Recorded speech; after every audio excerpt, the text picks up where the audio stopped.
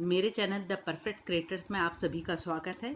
हम छत्तीसगढ़ माध्यमिक शिक्षा मंडल द्वारा प्रकाशित गणित की बुक कक्षा 10वीं के क्वेश्चंस बना रहे हैं।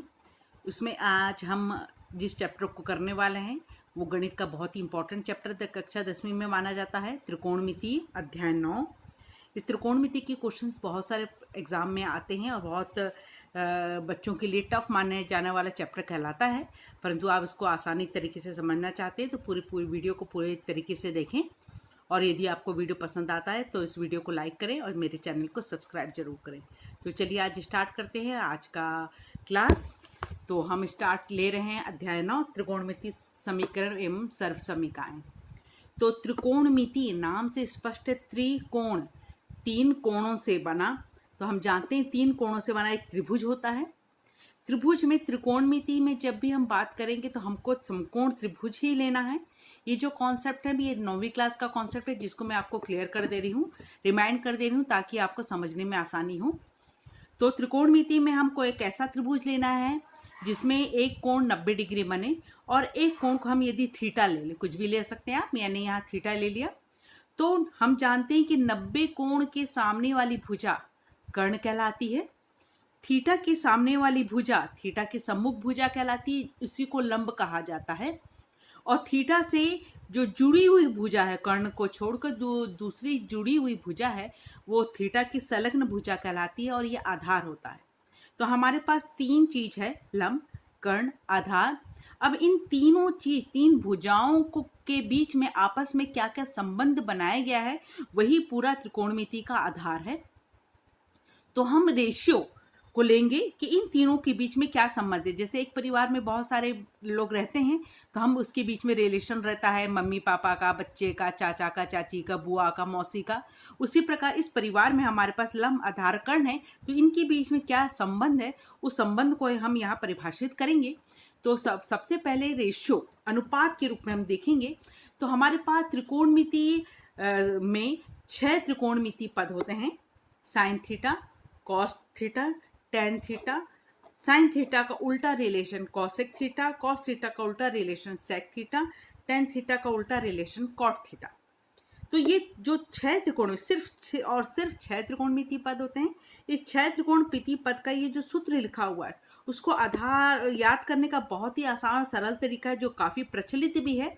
लाल बट्टे कक्का, लाल एल हमको यहाँ शो करता है लंब, ए आधार शो करता है और के शो करता है हमारा कर्ण। तो पहला वाला जो है एल बट्टा के लंब बट्टे कर्ण, ये लंब बट्टे कर्ण होता है साइन थीटा।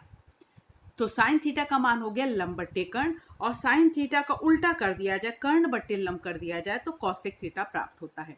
तो इस प्रकार हमारे पास साइन थीटा और कॉसेक थीटा 2 त्रिकोणमिति पद हो गए। उसके बाद दूसरा है आधार बट्टे कर्ण। ये देखिए बीच वाला पद आधार बट्टे कर्ण। आधार बट्टे कर्ण को कॉस थीटा माना जाता है, और कॉस थीटा का उल्टा कर दिया जाए, कर्ण बट्टे आधार कर दिया जाए तो उसको सेक थीटा माना जाता है। तो कॉस थीटा, सेक थीटा, बाकी 2 त्रिकोणमिति पद हो गए। और लास्ट त्रिकोणमिति पद है यहाँ पर देखिए लंब बट्टे आधार। तो लंब बट्टे आधार ये होता है टेन थीटा, और उसका प्रतिलोम देखा जाए तो आधार बट्टे लंब ये हमारा कॉट थीटा कहलाता है। तो इस प्रकार सबसे पहले आपको ये याद होना चाहिए कि रेशियो कौन कौन से हैं और इस रेशियो का क्या क्या मान होता है। तो इसके पश्चात हम आगे की तरफ बढ़ते हैं। तो देखेंगे अब हम टेन थीटा, ये सूत्र और बनता है। टेन थीटा साइन थीटा का जो मान आया लंब बट्टे कर्ण और आधार बट्टे कर्ण, दोनों का कर्ण कैंसिल होके लंब बट्टे आधार आता है जो टेन थीटा का मान होता है।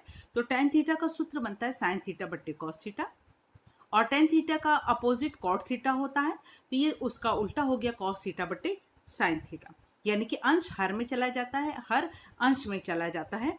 तो इस प्रकार ये हमारे पास 6 त्रिकोणमिति पद जिसके हमने सूत्र लिखे। अब सर्व समीकरण। सर्व समीकरण क्या होती है? सर्व समीकरण वो समीकरण होते हैं जिसमें कोई भी मान रखे हम थीटा, जैसे ये समीकरण है इसमें हम थीटा का कोई भी मान रखे, ये हमेशा सत्य, बाएं पक्ष और दाएं पक्ष सत्य आए, वो समीकरण न करा के सर्व समीकरण कहलाती हैं।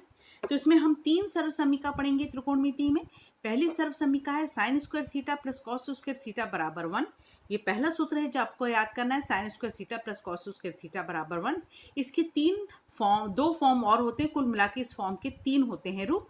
यदि आप यहाँ से कॉस स्क्वायर थीटा को दाएं पक्ष में ले जाते हैं तो साइन स्क्वायर थीटा का सूत्र हो गया 1 माइनस कॉस स्क्वायर थीटा, और यदि आप साइन स्क्वायर को राइट हैंड साइड में ले जाते हैं तो कॉस स्क्वायर थीटा का सूत्र हो गया 1 माइनस साइन स्क्वायर थीटा।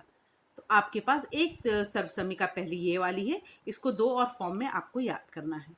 दूसरी सर्वसमीका आती है 1 प्लस टेन स्क्वायर थीटा बराबर सेक स्क्वायर थीटा। यहाँ पर आप देख रहे हैं 1 को उस तरफ लेकर चले गए तो दूसरा सूत्र आपका तैयार हो जाता है टेन स्क्वायर थीटा बराबर सेक स्क्वायर थीटा माइनस 1, और आप यदि 1 को यहीं ले जाएं टेन स्क्वायर थीटा को उस तरफ लेकर जाते हैं तो तीसरा आपके पास समीकरण तैयार हो जाता है सर्वसमीका 1 बराबर sec square theta minus tan square theta. आप यदि इस सूत्रों को याद रखेंगे तभी आपको क्वेश्चंस बनाने में आसानी हो जाती है। तो ये दो सर्वसमीकाएं हुई, 3 सर्वसमीका होती है। तीसरी सर्वसमीका आपके सामने ये है। तीसरी सर्वसमीका है 1 प्लस कॉट स्क्वायर थीटा बराबर कोसेक स्क्वायर थीटा। 1 को उस तरफ ले जाइए तो हमारे पास उससे नया सर्वसमीका बन रहा है कॉट स्क्वायर थीटा बराबर कोसेक स्क्वायर थीटा माइनस 1। आप यदि कॉट स्क्वायर थीटा को उस तरफ लेके चले जाते हैं तो 1 का सूत्र हो गया cosec square theta minus cot square theta. तो ये आपके पास 3 सर्वसमीका उपलब्ध हैं। इन तीनों सर्वसमीकाओं को बहुत भली भांति आपको याद करना है। अब नेक्स्ट हम जैसे स्टार्टिंग में बताएं व्युत्क्रम अनुपात, अब बता रहे हैं कि कौन किसका उल्टा होता है। उल्टा मतलब अपोजिट, अपोजिट मतलब अंश का हर में, हर का अंश में मान हो जाता है। तो हमने देखा है 6 त्रिकोणमितीय पद में 3 त्रिकोणमितीय पद मेन होते हैं, sine theta, cos theta, tan theta, और बाकी जो 3 त्रिकोणमितीय पद होते हैं उसके अपोजिट होते हैं। तो साइन थीटा का उल्टा जोड़ा है कॉसेक थीटा, इसको लिखते हैं 1 अपॉन कॉसेक थीटा, या ऐसा लिखिए कॉसेक थीटा का मान होता है 1 अपॉन साइन थीटा। सेकंड है कॉस थीटा, इसका अपोजिट होता है सेक थीटा, यानी कि 1 अपॉन सेक थीटा, या तो सेक थीटा को लिखेंगे तो 1 अपॉन कॉस थीटा। व्युत्क्रम लिखना है मतलब 1 अपॉन करके आपको लिखना है।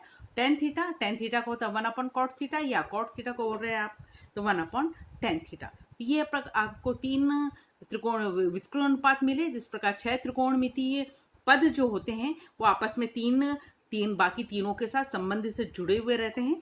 तो अब हम नेक्स्ट उसके तरफ बढ़ते हैं कि अब हमको जब ये त्रिकोणमितीय चैप्टर को हम हल करेंगे तो हमको कौन कौन से सूत्रों का इस्तेमाल होगा, जिसको आपको रिमाइंड करना है, दिमाग में रखना है, ताकि हम इस्तेमाल करें तो आपको याद आ जाए।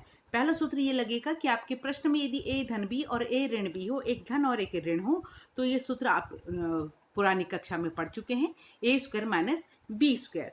आप ये भी सूत्र जानते हैं, ए धन बी का होल स्क्वायर बराबर होता है ए स्क्वायर धन 2ab धन बी स्क्वायर, और यदि ऋण का सूत्र है तो 2ab की जगह माइनस 2ab हो जाता है।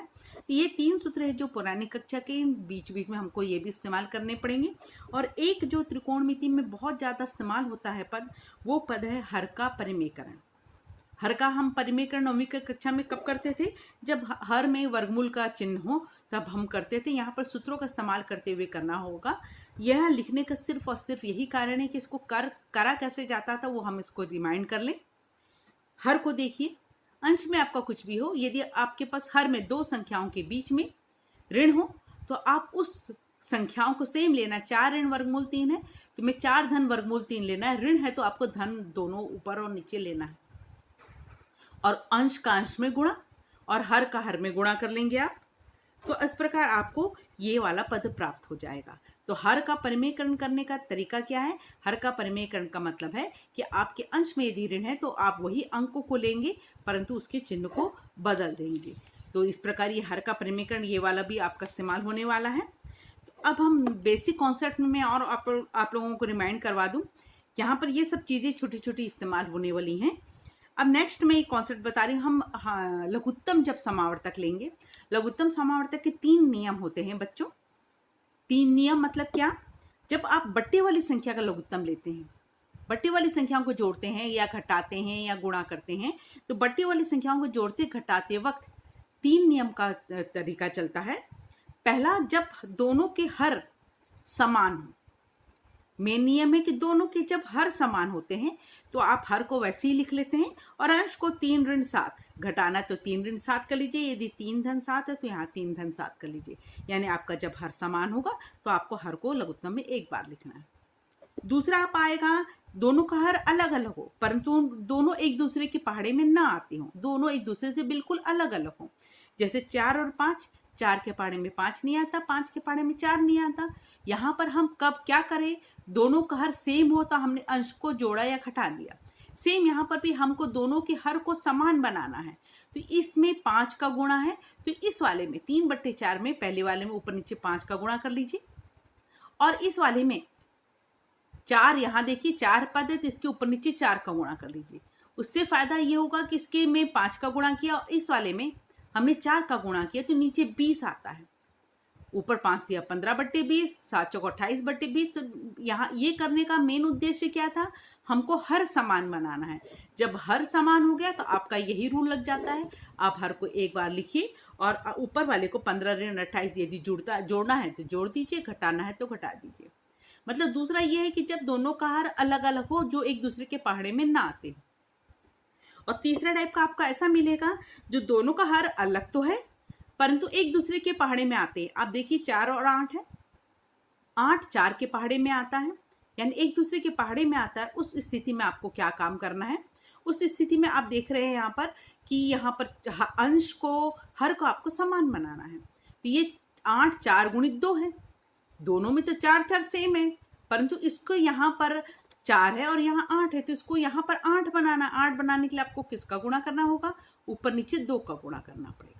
इसमें कुछ नहीं करना है क्योंकि इसमें 8 है पहले से, ये 8 बन सकता है, तो दोनों ऊपर नीचे आप 8 का गुणा कर देंगे तो ये 6/8 हो जाएगा और ये 7/8 है। जब 6/8 और 7/8 हो जाएगा, दोनों का हर समान हो गया, हर समान हो गया, उस स्थिति में आप हर को एक समान एक बार लिख लेंगे और ऊपर वाले को घटाना है तो घटाएंगे, जोड़ना है तो जोड़ेंगे। यानी कि आप देख रहे हैं कि जब भी बट्टे वाली संख्या परिमेय संख्या रहती है, लघुत्तम लिया जाता है, तो हम तभी उसको जोड़ या घटा सकते हैं जब उनके हर को समान कर लिया जाए। उसके बाद ये सब चीजें आपकी बहुत छोटी सी चीजें हैं, बस रिमाइंड करवाने के लिए है कि योग और अंतर का नियम हमने ये देखा है कि जब दोनों धनात्मक संख्या हो तो जोड़ा जाएगा, जब एक धन और एक ऋण हो तो घटाया जाएगा, यह ऋण हो तो धन हो तो भी घटाया जाएगा, और जब दोनों ऋण संख्या होती तो जोड़ा जाता है। यानी कि नियम क्या है, जब दोनों संख्याओं का चिन्ह सेम है, चाहे दोनों धन हो या दोनों ऋण हो, तो उसको जोड़ना है, परंतु जब एक धन और एक ऋण हो तो उसको आपको घटाना है। और चिन्ह किसका लगेगा, बड़ी संख्या का चिन्ह लगेगा। आप देख लीजिए यहाँ पर बड़ी संख्या धन है, बड़ी संख्या धन है तो इसके उत्तर में धन 10 आएगा। यहाँ पर 3 और 7, एक धन और एक ऋण है तो घटेगा। बड़ी संख्या 3 और 7 में से 7 बड़ी है, उसके सामने ऋण का चिन्ह है तो इसके उत्तर में ऋण आएगा। यहाँ पर देख लीजिए एक धन और एक ऋण घटेगा, परंतु बड़ी संख्या यहाँ पर धन है तो उत्तर में यहाँ पर धन आएगा, धन को लिखा नहीं जाता। और यहाँ पर देख लीजिए दोनों ऋण है, बड़ी संख्या का चिन्ह आएगा, बड़ी संख्या का चिन्ह होता है ऋण, तो यहाँ पर ऋण आएगा। तो इस प्रकार ये हमने छोटी सी बात सीखी है जो छोटी कक्षा से हम करते चले आ रहे हैं। इसी नियम को हमको फॉलो भी करना है। और गुणा का नियम देख लीजिए आप, दोनों धनात्मक संख्या गुणा करना है तो संख्याओं को तो आप गुणा कर लेंगे। 3 सत्ते, मैंने 3 और 7 ही लिया है। जब दोनों धन है तो धन लिखना है, एक धन और एक ऋण हो तो ऋण, एक धन और एक ऋण हो तो ऋण लिखना है। जब दोनों ऋण होगा तो भी धन लिखेंगे। जब दोनों के चिन्ह एक जैसे रहते हैं, चाहे दोनों धन हो चाहे दोनों ऋण हो, तो धनात्मक उत्तर आएगा, परंतु एक जब चिन्ह अलग अलग हो तब ऋणात्मक उत्तर आता है। तो ये जो छोटी छोटी बातें थी, हमको क्वेश्चंस बनाते वक्त हल करने में, सब प्रॉब्लम सॉल्व करने में आसानी होगी। तो अब हम स्टार्ट कर रहे हैं अपना आज का कोर्स। हमारा प्रश्नावली पहला क्वेश्चन मैंने लिखा है 1 माइनस सेक थीटा माइनस 1 ऋण 1 अपॉन सेक थीटा प्लस 1 बराबर मेरे को सिद्ध करना है 2 cos स्क्वायर थीटा। तो आपका मैंने लेफ्ट हैंड साइड लिख लिया, प्रश्न का लिख लिया। लिखने के पश्चात अभी अभी मैंने क्या देखा कि बटे वाली यदि कोई संख्या होती है तो हम उसको जोड़ घटा तभी सकते हैं जब आपके पास दोनों का हर सेम हो। यहाँ पर आप देख रहे हैं कि दोनों का हर अलग है। ये मत बोलिए कि सेक थीटा सेम है मैडम, 1 1 भी सेम है। ये एक अपने आप में कंप्लीट पद है। सेक थीटा ऋण 1 और ये सेक थीटा धन 1, इसमें सेक थीटा घटा में एक घटा है, इसमें सेक थीटा में एक जुड़ा है, तो दोनों को अलग अलग पद है। दोनों के अलग अलग पद को हमको सेम बनाना है, तो आपको क्या करना पड़ेगा, इसके लिए आप पहला पद लिख लीजिए। लिखा, लिखने के पश्चात आप दूसरे पद को देखिए, सेक थीटा प्लस 1 है तो सेक थीटा प्लस 1 ऊपर नीचे दोनों में गुणा कर लीजिए। सेक थीटा प्लस 1 ऊपर भी गुणा किया और नीचे भी आप सेक थीटा प्लस 1 का गुणा कर लीजिए, माइनस। अब दूसरा पद लिखिए, दूसरा पद आपके पास ये है 1 अपॉन सेक थीटा प्लस 1, ये है हम क्या काम कर रहे हैं, इसके समान, दोनों को समान बनाने की कोशिश कर रहे हैं हर को। यहाँ पर सेक थीटा प्लस 1 है, यहाँ पर क्या है सेक थीटा माइनस 1। ये जो सेक थीटा माइनस 1 है इसके ऊपर नीचे दोनों में गुणा कर लीजिए, तो ये सेक थीटा माइनस 1 इसमें भी लिखा हमने और यहाँ पर भी लिखा सेक थीटा माइनस 1, दोनों में ऊपर नीचे गुणा कर लिया। अब गुणा करने के पश्चात आप देख रहे हैं 1 में इसका गुणा करेंगे तो ये आ गया आपके पास सेक थीटा प्लस 1।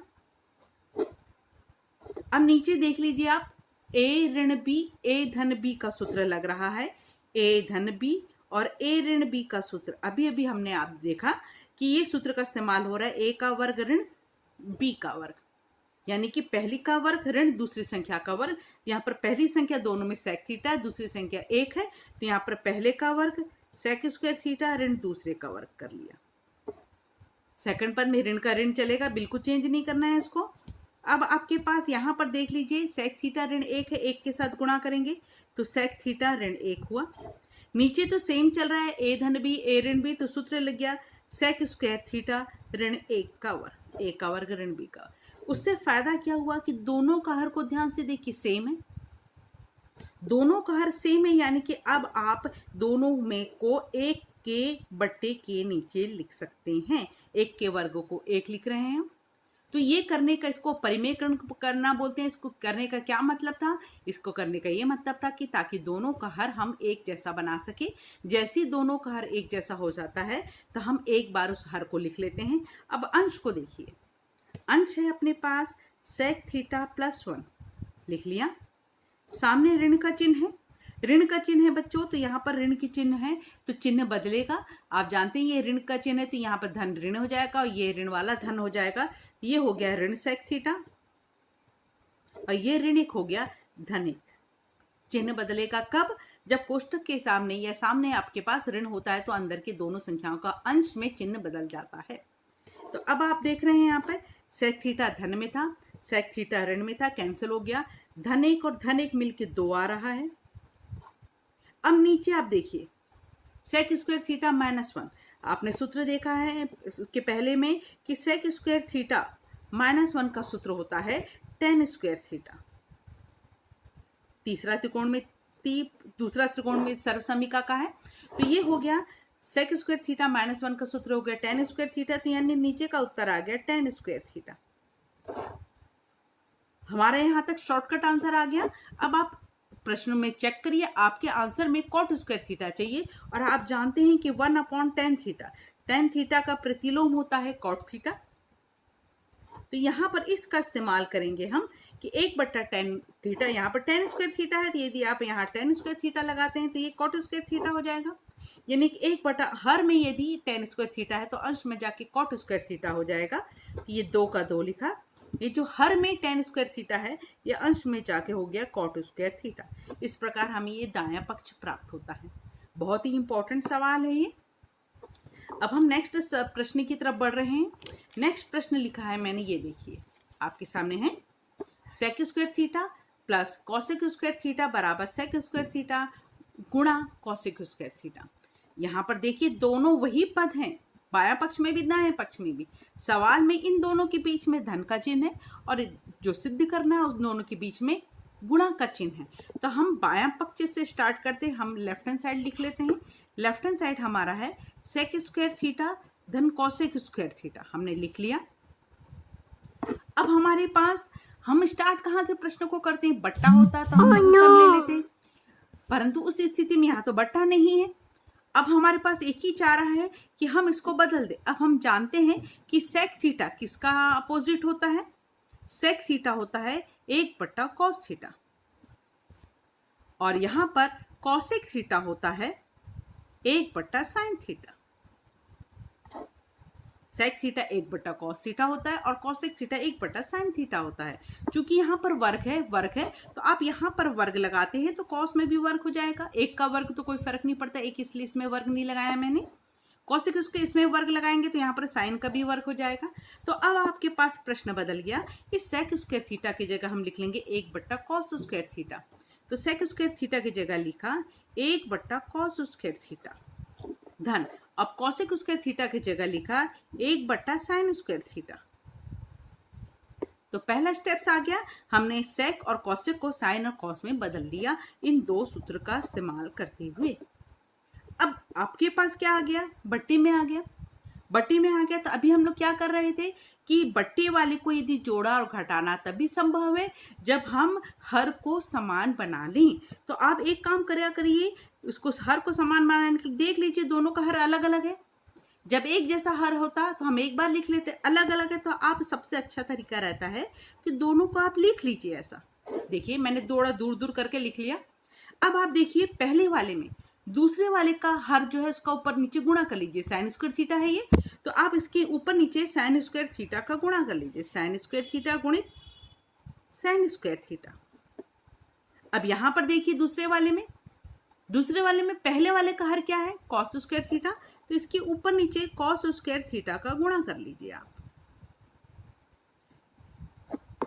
ऐसा करने से क्या फायदा हुआ, अब हर को देखिए, हर हो गया cos square theta sine square theta, यहाँ पर sign square theta cos square theta गुणा में, यहाँ साइन पहले या साइन बाद में। आप जानते हैं कि गुणा में आगे पीछे हो जाता है, क्रम विनिमय नियम का पालन करता है, क्रम बदल जाने से कोई फर्क नहीं पड़ता, 3 में 4 का गुणा करो या 4 में 3 का गुणा करो 12 आता है। सेम इसका मतलब cos square theta sine square theta ही बोलो या sine square theta cos square theta बोलो, ये दोनों एक ही हैं। तो हम इसको लिख लेंगे नीचे साइन स्क्वायर थीटा गुणित कॉस स्क्वायर थीटा। तो हमारा हर समान था, हमने उसको एक बार लिख लिया। अब ऊपर के पदों को लिख लीजिए, एक में साइन स्क्वायर थीटा का गुणा करते हैं तो साइन स्क्वायर थीटा होता है, प्लस एक में कॉस स्क्वायर थीटा का गुणा करते हैं तो कॉस स्क्वायर थीटा होता है। उसके पश्चात आप देख रहे हैं कि हमारे पास सूत्र होता है कि sign square theta plus cos square theta बराबर होता है 1। तो आप इस सूत्र का इस्तेमाल करिए, इस सूत्र का इस्तेमाल करेंगे ये 1 साइन स्क्वायर थीटा गुणित कॉस स्क्वायर थीटा, ये हो गया। ऊपर सूत्र लगा दिया हमने 1 और नीचे साइन स्क्वायर थीटा गुणित कॉस स्क्वायर थीटा। अब आपके पास यहाँ पर गुणा का चिन्ह है तो आप इसको दो पार्ट में कर सकते हैं। बीच में गुणा हो तब बच्चों, बीच में धन हो तब आप ऐसा सेपरेट अलग अलग नहीं कर सकते। गुणा होगा तो आप जरूर उसको अलग अलग कर सकते हैं। तो ये जो पद है आपके पश्चात 5, उस पद को आप क्या करेंगे, अलग अलग कर लेंगे। कैसे अलग अलग कर लेंगे, 1 साइन स्क्वायर थीटा गुणित 1 कॉस स्क्वायर थीटा, ये कर लिया हमने। ये तभी संभव है जब बीच में गुणा का चिन्ह हो, तो लिख लिया।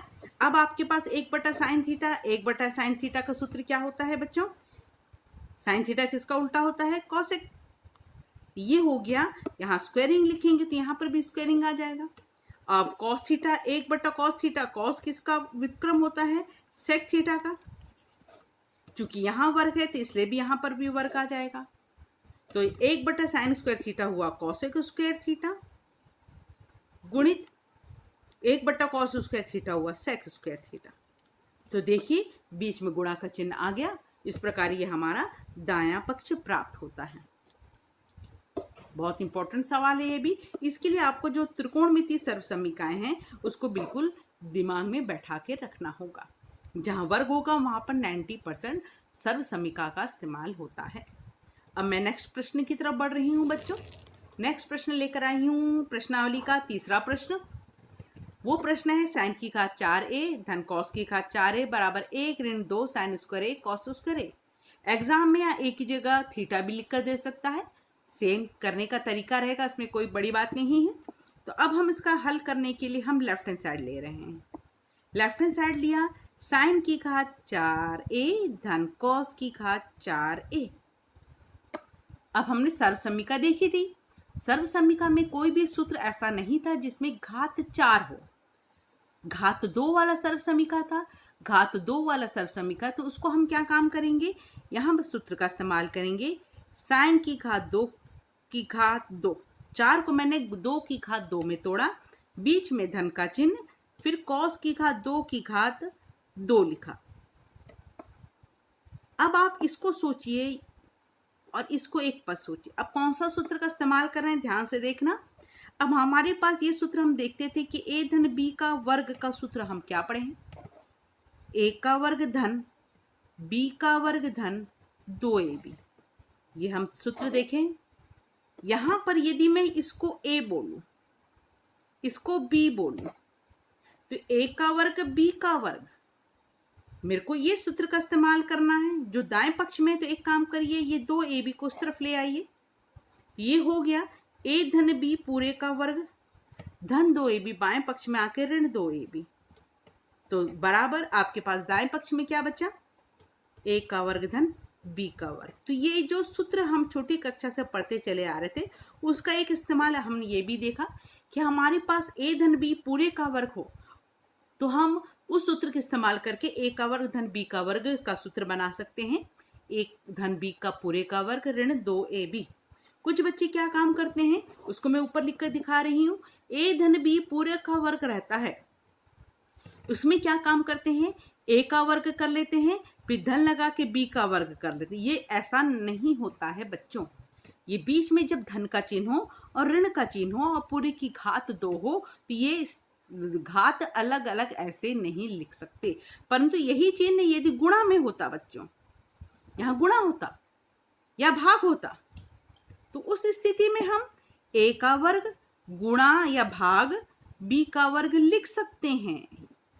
तो बिल्कुल ये कॉन्सेप्ट को दिमाग में रखिए आप कि बीच में धन का चिन्ह हो, ऋण का चिन्ह हो और कोष्टक में बाहर वर्ग हो या घात 3 हो तो आप वर्ग को ऐसा अंदर बाहर नहीं कर सकते।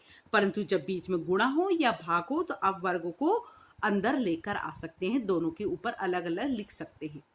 यहाँ पर भी वो इस्तेमाल हो रहा है। यहाँ पर a की जगह हमने साइन स्क्वायर a है, b की जगह हमारे पास कॉस स्क्वायर a है, a की जगह साइन स्क्वायर a है। तो अब आप इसका सूत्र का इस्तेमाल कर रहे हैं, a धन b का वर्ग, ये a का वर्ग धन ये b का वर्ग। उसका सूत्र क्या लिखा मैंने, a धन b पूरे का वर्ग, a धन b पूरे का वर्ग। तो a की जगह लिखना है साइन स्क्वायर a धन b की जगह लिखना है कॉस स्क्वायर a पूरे का वर्ग। देखिए मैंने लिखा इसको, a धन b पूरे का वर्ग, a की जगह साइन स्क्वायर a, b की जगह कॉस स्क्वायर a पूरे का वर्ग, ऋण का ऋण लिखा, 2 का 2 लिखा। a की जगह क्या लिखना है हमको, a की जगह लिखना है साइन स्क्वायर a, ये देखिए यहाँ लिखा। b की जगह क्या लिखना है आपको, b की जगह लिखना है कॉस स्क्वायर a, ये लिख लिया। लिखने के पश्चात आप जानते हैं कि साइन स्क्वायर थीटा धन कॉस स्क्वायर थीटा बराबर 1 होता है। थीटा दोनों कोण थीटा हो, दोनों कोण ए हो, दोनों कोण बी हो तो भी इसका मान एक ही होगा। यहाँ पर ए है दोनों की जगह, साइन स्क्वायर ए प्लस कॉस स्क्वायर ए। इसका सूत्र में बन गया इसका 1 का वर्ग ऋण 2 साइन स्क्वायर ए कॉस स्क्वायर ए। 1 का वर्ग को तो 1 ही लिखते हैं, तो 1 ऋण 2 साइन स्क्वायर ए कॉस स्क्वायर ए। ये इस प्रकार हमारा दायां पक्ष प्राप्त होता है। तो ये हमारे पास प्रश्नावली का तीसरा प्रश्न था बच्चों। अब हम नेक्स्ट प्रश्न की तरफ बढ़ते हैं। जो बीच में हम हिंट देते चली जा रही हूँ उस हिंट को दिमाग में रखिएगा कि गणित में कौन कौन से सूत्रों से बच्चे गलती करते हैं, वो आपको नहीं करना है। तो प्रश्न की तरफ चलते हैं। आप प्रश्न आपके सामने दिख रहा है, 1 minus cos theta upon 1 plus cos theta वर्गमूल के अंदर है, बराबर हमको लेकर आना है cosec theta minus cot theta. इसका बायां पक्ष लिखते हैं। सारे प्रश्न कभी न कभी बोर्ड एग्जाम में आए हुए प्रश्न है। इस प्रश्न में आपके ऊपर माइनस है और नीचे की तरफ प्लस का साइन है। कभी कभी ऊपर प्लस और नीचे का माइनस का साइन भी होता है, ऐसा भी प्रश्न आता है। तो आपके बनाने का तरीका सेम रहेगा।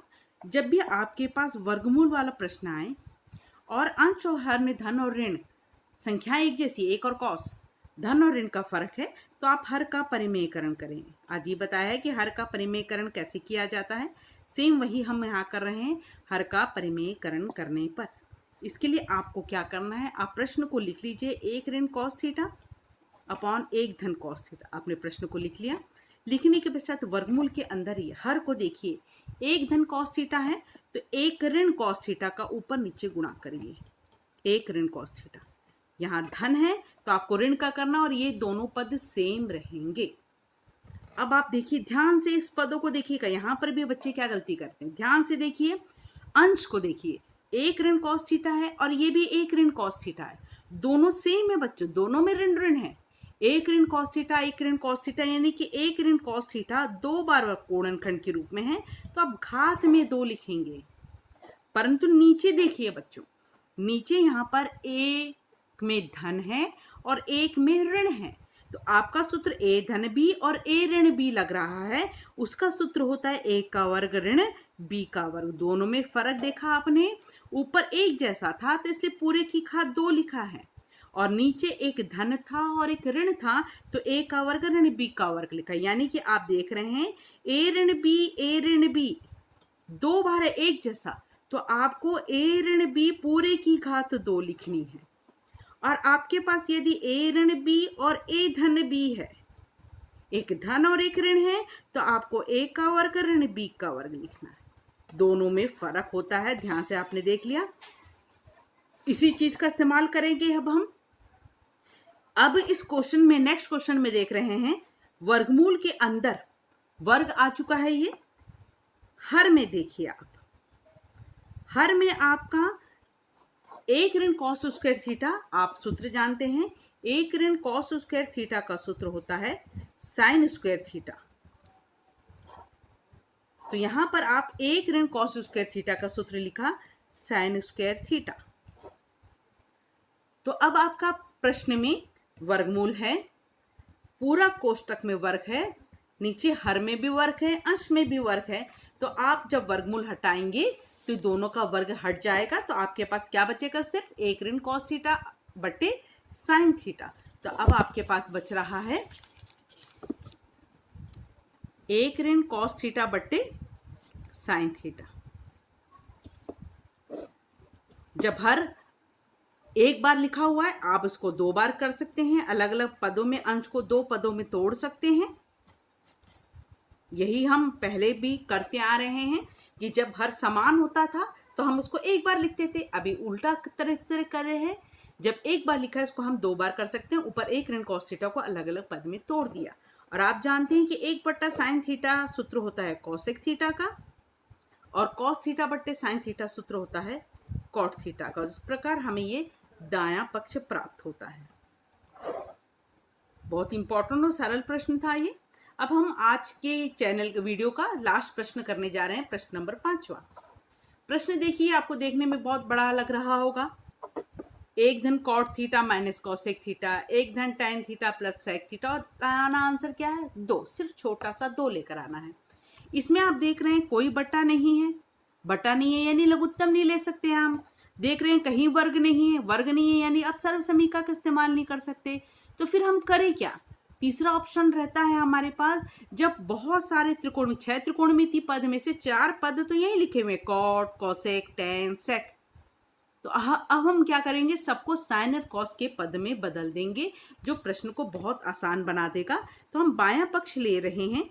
बायां पक्ष है अपने पास एक धन कॉट थीटा ऋण कॉसेक थीटा, पहला कोष्टक में है, और दूसरे कोष्टक में दिया है एक धन टैन थीटा धन सेक थीटा। लिख लिया हमने। अब लिखने के पश्चात अब हम क्या काम कर रहे हैं, इसको बदल देंगे साइन बटे कॉस में, जहां जहां जो सूत्र लग रहा है। तो कॉट थीटा का क्या सूत्र था बच्चों, कॉट थीटा का सूत्र था कॉस थीटा बटे साइन थीटा, ऋण कॉसेक थीटा का क्या सूत्र था 1 बटे साइन थीटा। बदल गया। सेकंड कोष्टक को देखिए, 1 का 1 लिखा, धन का धन लिखा, टैन थीटा का सूत्र होता है साइन थीटा बट्टे कॉस थीटा, धन सेक थीटा का सूत्र होता है 1 बट्टे कॉस थीटा। तो सारे के सारे पदों को हमने साइन और कॉस में बदल दिया। तो 4 त्रिकोणमितीय पद थे, साइन कॉस, टैन कॉट, सेक और कॉसेक, उसको हमने सिर्फ 2 में बदल दिया, साइन और कॉस में। अब ध्यान से देखिए, आप लघुत्तम लेना है। लघुत्तम लेने में तीनों का हर सेम होना चाहिए बच्चों, तभी आप एक बार लिख सकते हैं। यहाँ पर मैंने बटा 1 कर दिया इसको, इसके नीचे साइन थीटा, इसके नीचे साइन थीटा, तो इसके नीचे तो साइन थीटा नहीं है, इसका मतलब इसके ऊपर नीचे अब हमको क्या करना पड़ेगा, साइन थीटा का क्या करना पड़ेगा, गुणा करना पड़ेगा। बाकी पद को आप ऐसे ही लिख लीजिए।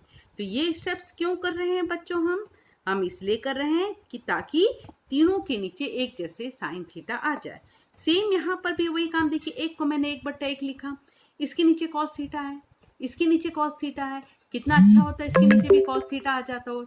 तो हम कॉस थीटा को लाने के लिए हम क्या करेंगे, इसके ऊपर नीचे कॉस थीटा का गुणा कर देंगे। ताकि हमारा हर तीनों का सेम बन जाए। तो हमने वही काम किया, तीनों का हर सेम बनाने के लिए हमने गुणा कर दिया। अब ध्यान से देखेंगे यहाँ पर तीनों के नीचे एक में साइन थीटा का गुणा करें साइन थीटा आएगा, sine theta sine theta sine theta, तीनों का अर्थ समान हो गया। तो आप लिख लीजिए साइन थीटा एक बार। अब ऊपर में एक में साइन थीटा का गुणा करेंगे तो साइन थीटा,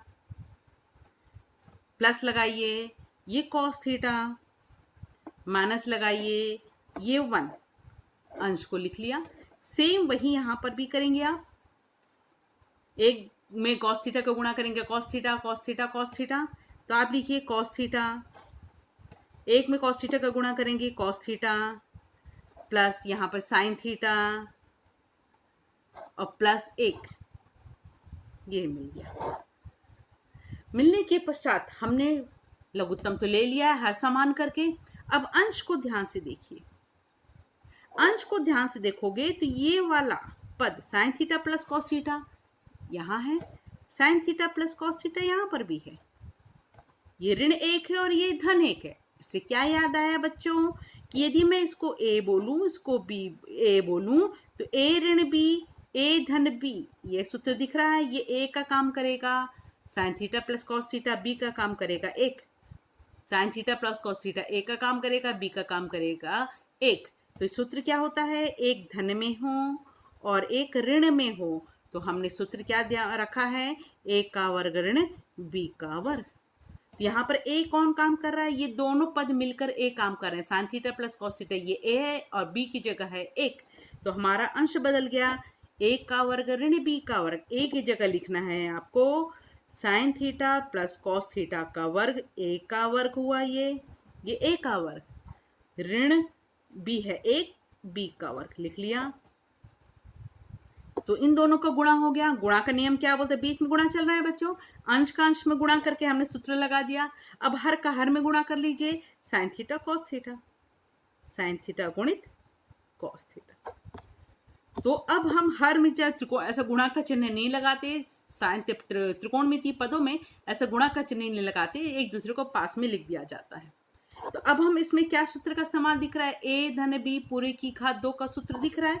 अब हम उस सूत्र का इस्तेमाल करेंगे यहाँ पर, तो वो सूत्र हो जा रहा है हमारे पास a धन b पूरे की घात 2 का सूत्र क्या होता है बच्चों, a का वर्ग धन b का वर्ग धन 2ab।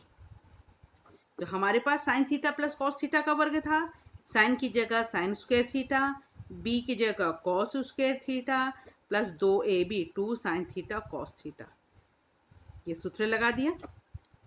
और ऊपर था -1 और नीचे का पद था हमारे पास साइन थीटा कॉस थीटा, तो ये सूत्र लगकर आया है ये पद।